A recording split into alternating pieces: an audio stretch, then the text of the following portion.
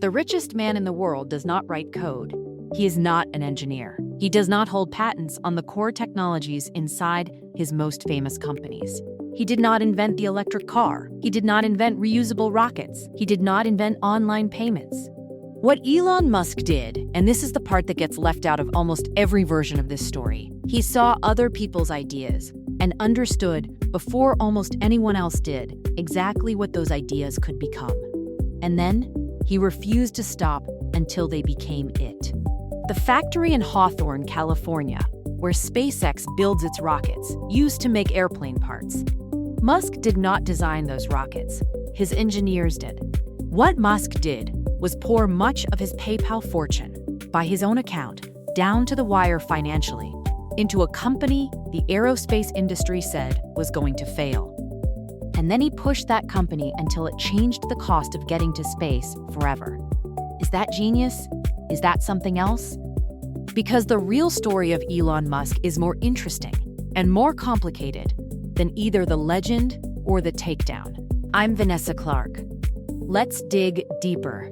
Elon Reeve Musk was born on June 28, 1971, in Pretoria, South Africa.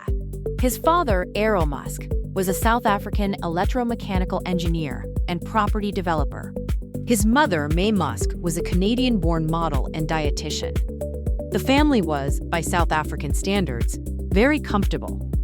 They owned a home in Waterkloof Ridge, one of Pretoria's most affluent suburbs. Before we go any further, it is worth pausing on a question that comes up every time someone tries to write an honest biography of Elon Musk. Where did the family money come from? And how much of it helped build what came later? Elon Musk's income appears to have come from more than one source. He worked as a mechanical and electrical engineering consultant. He developed properties and made money in real estate. And at some point, the details are genuinely murky. He is claimed to have had a share in, or rights to, the output of an emerald mine in Zambia. That emerald story has become one of the most repeated and most contested details in the Musk family history. Errol has described it differently in different interviews. It has not been independently verified to any settled degree.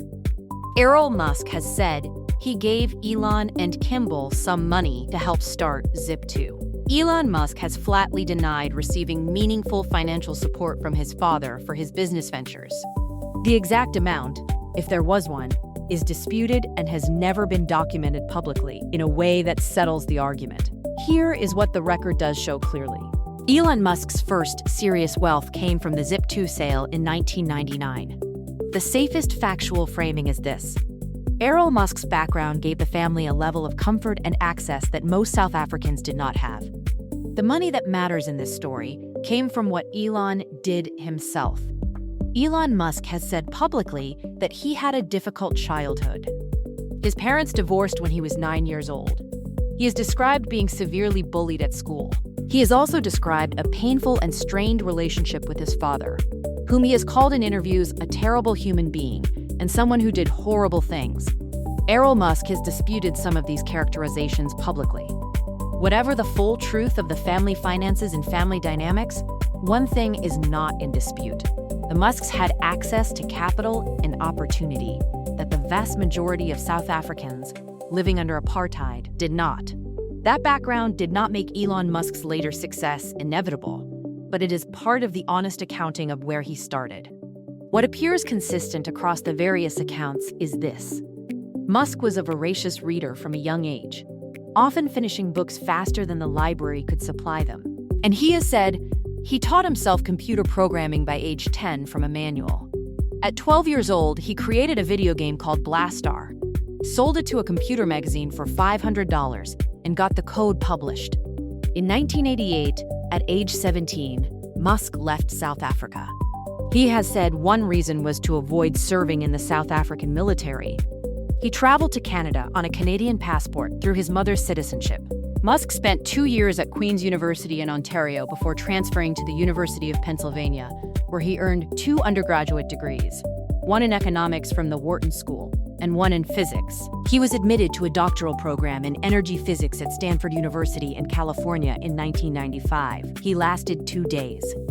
He withdrew from Stanford to start a company.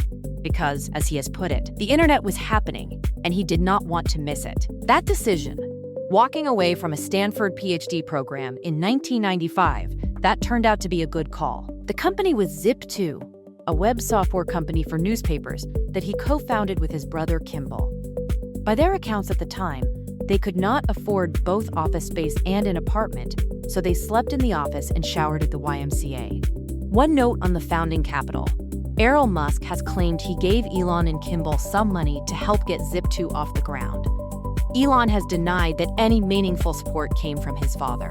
What is established is that the Zip2 sale generated $22 million for Elon Musk, and that is the first concrete, documented source of his personal wealth. In 1999, Compaq bought Zip2 for $307 million. Elon Musk's share was $22 million. He was 27 years old. What he did next tells you a great deal about who he actually is. He put $10 million of those dollars into his next company. He did not buy a house. He did not take a year off. He started X.com, an online financial services and payment company.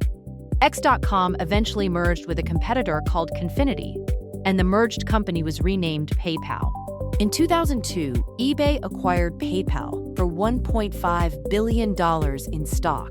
Musk, who was the largest shareholder, walked away with $165 million. He was 30 years old. Here is where we have to stop and be precise about something. Because the popular story at this point tends to go, Musk made his money from PayPal and then poured it into Tesla and SpaceX. That framing makes him sound like a lone wolf inventor turned billionaire investor. That is not quite right, and the distinction matters. Musk did not invent the technology behind PayPal. The core peer-to-peer payment technology was developed by the Confinity team. What Musk did was bet on the sector early, build a competing product, survive a merger, and emerge as the majority shareholder. That is a combination of business instinct, aggression, and timing, not engineering invention. And that pattern repeats throughout his career. In 2002, the same year PayPal sold to eBay, Elon Musk founded Space Exploration Technologies Corporation, SpaceX. He said the original idea was not to build a rocket company. It was to put a small greenhouse on Mars, to inspire public interest in space. A publicity stunt to shame NASA and the government into funding more exploration. He went to Russia twice, in 2002, trying to buy old Russian intercontinental ballistic missiles to convert for launch. The Russians, by multiple accounts, did not take him seriously. On the flight home from the second trip, sitting next to his future SpaceX president Glenn Shotwell, Musk pulled out a spreadsheet and said he had calculated that they could build the rockets themselves for less than the Russians were asking. He was right. SpaceX's first rocket, the Falcon 1, failed on its first 3 launch attempts. The first launch, March 24, 2006, lasted 33 seconds before an engine fire brought it down. After 3 consecutive failures, Musk has said he was nearly out of money. He has said in interviews, including a widely circulated conversation with the journalist Tim Urban, that he had enough capital for 1 more launch attempt. Tesla, which he had co-invested in during this same period, was also burning through cash. By late 2008, Musk was going through his divorce from his first wife, Justine. On September 28, 2008, the 4th Falcon 1 launch attempt, the rocket reached orbit. It was the first privately developed liquid-fueled rocket to do so in history. 6 weeks later, NASA awarded SpaceX a $1.6 billion contract. Now, let me be direct about something, because this is where the genius question gets genuinely complicated. Elon Musk was not the chief engineer who solved the technical problems on those launches. His engineers were. What Musk provided was something the aerospace industry had largely run out of: the willingness to spend his own money, set an audacious target, and then refuse to accept that it could not be achieved. Tesla is probably the most misunderstood chapter in the Musk story. Elon Musk did not found Tesla. This is a fact that gets buried so consistently it has essentially been erased from popular understanding. Tesla Motors was founded in July 2003 by Martin Eberhard and Mark Tarpenning in San Carlos, California. Musk joined as chairman of the board in 2004 when he led the company's Series A funding round, contributing $6.5 million of the $7.5 million total round. He was the first major investor, not the founder. In 2008, during the same financial crisis period that nearly killed SpaceX, Musk became CEO of Tesla after a board dispute that resulted in Martin Eberhard's exit from the company. The details of that departure were contested and resulted in litigation that was eventually settled out of court with a confidentiality agreement. Eberhard has said publicly that Musk took credit for things he did not do. Musk has disputed this. In June of 2010, Tesla went public, raising approximately $226 million. At the time, it was widely described as the first American automaker to go public since Ford Motor Company in 1956, though that characterization has since been debated. What Musk did do at Tesla was make the product decisions that turned the company from a struggling startup into a cultural force. Musk pushed the company toward the Model S, a proper luxury sedan, against significant internal resistance. The Model S, launched in 2012, won Motor Trend Car of the Year, earned the highest safety rating the NHTSA had ever given a vehicle, and changed the conversation about whether electric cars could actually be desirable. He also made the call to open source Tesla's patents in 2014, publishing the entire portfolio for any competitor to use. The stated reason was that Tesla's real competition was not other electric car companies. It was gasoline. He wanted the EV ecosystem to grow faster, even if that meant helping his competitors. That is either brilliant or eccentric. It was also, by most measures, correct. The EV market expanded significantly in the years that followed. The personal life of Elon Musk runs at roughly the same speed as everything else. His first wife, Justine Musk, whom he married in 2000, was his college girlfriend. She has written candidly about their marriage and its end. She has described Musk as someone who told her on their wedding day, quote, "I am the alpha in this relationship." She has written that he expected dominance in personal relationships the way he expected it in business. Their first child, Nevada Alexander, died of sudden infant death syndrome in 2002. They had 5 more sons through IVF, twins in 2004, triplets in 2006. Justine and Elon Musk divorced in 2008. His second and third marriages were both to British actress Tallulah Riley. He reportedly communicated the initial divorce filing to her via text message. Beginning in 2018, Musk began a relationship with the musician Claire Boucher, known professionally as Grimes. They have had 3 children together: a son born in 2020, a daughter born via surrogate in 2021, and a son in 2022. Their relationship has been described by both parties as on and off. In 2023, it was reported by the Wall Street Journal that Musk had fathered twins in 2021 with Siobhan Zilis, a senior executive at Neuralink. Musk confirmed the children exist, but has said little publicly beyond that. As of this recording, the total number of children attributed to Musk stands at 14, though that number has been updated multiple times in recent years. He has also said publicly that he believes declining birth rates are among the most serious threats to civilization. He has said he is trying to do his part. In April of 2022, Elon Musk began buying shares of Twitter on the open market. By April 9th, he owned 9.2% of the company, the largest single stake, without having disclosed it publicly, which is required by the SEC within 10 days of crossing the 5% threshold. He was 9 days late on the disclosure. The SEC investigated. He paid a fine and moved on. He offered to buy the entire company for $44 billion, citing concerns about free speech on the platform. The board accepted. Then he tried to walk away from the deal, citing concerns about the number of bot accounts on the platform. Twitter sued him to force the completion of the purchase. Musk ultimately closed the deal in October of 2022 at the original price, entering Twitter headquarters carrying a bathroom sink and posting the phrase, quote, "Let that sink in." Within 48 hours of closing, he had fired the top executives. Within a week, he laid off approximately half of the company's roughly 7,500 employees via email at night with minimal severance. Several hundred of those employees subsequently sued over severance agreements they claimed were legally owed. Many of those cases are ongoing or were settled, The platform was rebranded from Twitter to X in July of 2023. The bird logo was removed from the San Francisco headquarters and replaced with an X. It erased one of the most recognized brand identities in social media history. Advertisers left in large numbers. Major brands, IBM, Apple, Disney, Comcast, paused or pulled advertising from the platform, citing concerns about content moderation.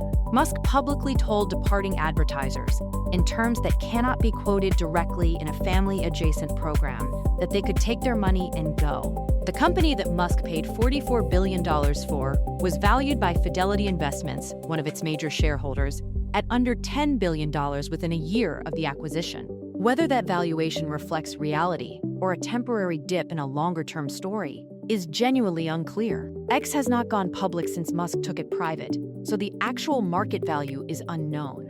What is clear is that the acquisition of Twitter changed the public's relationship to Elon Musk in a way that nothing before it had. When he ran companies that built rockets and cars, the product was the story. When he bought a social media platform and began posting on it personally dozens of times a day, he became the product. And that is a fundamentally different thing for a public image to survive. Tesla and SpaceX get most of the attention, but the Musk portfolio is considerably larger. Neuralink, founded in 2016, is a neurotechnology company developing implantable brain-computer interface chips. The Boring Company, founded in 2016, is a tunnel construction and infrastructure company. Its most significant completed project is the Las Vegas Convention Center Loop. The company was originally conceived as a solution to Los Angeles traffic. That project has not materialized. xAI, founded in 2023, is Musk's artificial intelligence company. Its primary product is an AI assistant called Grok, integrated into the X platform. Musk was an early backer of OpenAI, left its board in 2018, and has publicly warned about existential risk from artificial intelligence, while simultaneously building his own AI company. He has sued OpenAI, alleging it abandoned its original nonprofit mission. In 2024, following the election of Donald Trump, Musk was named co-leader of the Department of Government Efficiency, commonly referred to as DOGE, an advisory body tasked with identifying federal spending cuts.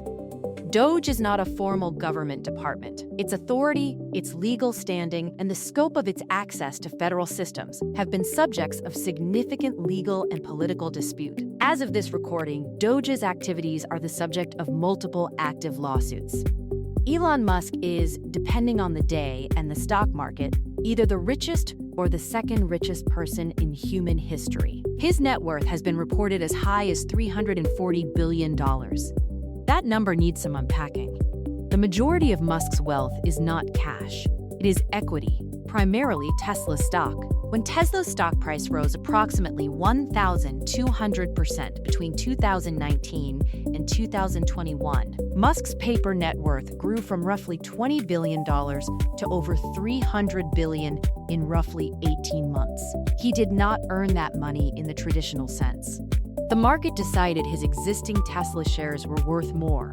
He has said publicly that he does not hold large amounts of cash, that his liquidity is low relative to his net worth, and that funding large projects has required him to borrow against his stock or sell shares. The way Musk actually became rich is worth understanding clearly. He made his first $22 million from Zip2. He made his first $165 million from PayPal. He invested heavily in Tesla and SpaceX at early stages, companies that became enormously valuable. He did not become wealthy by founding revolutionary technology. He became wealthy by betting early and heavily on companies that built revolutionary technology and then pushing those companies so relentlessly that they actually achieved what most people thought was impossible. That is a different skill set than genius. Here's my read on who Elon Musk actually is. In my view, he is not a genius in the way the myth describes. He is not sitting in a lab inventing breakthrough technologies. His engineers do that. He is also not the fraud that the most critical accounts suggest. And again, that is my read, not a verdict. The rockets fly. The cars sell. The battery technology that Tesla helped commercialize has reshaped the energy conversation. These are real outcomes. He has said he wants to die on Mars, preferably not on impact. He has said he believes the probability that we are living in a simulation is very high. He has said he thinks declining birth rates will end civilization. He has sent a car into space, drilled tunnels under Las Vegas, and implanted a chip in a human brain. He has been married 3 times, has 14 children by publicly available reporting, and currently runs or chairs 6 companies simultaneously. He is, by almost any measure, one of the most consequential people alive. He is also one of the most contradictory. And that is the story. I am Vanessa Clark. This is Clark on Record. We will dig deeper next time. Brought to you by Inception Point AI. Subscribe, like, and comment for more.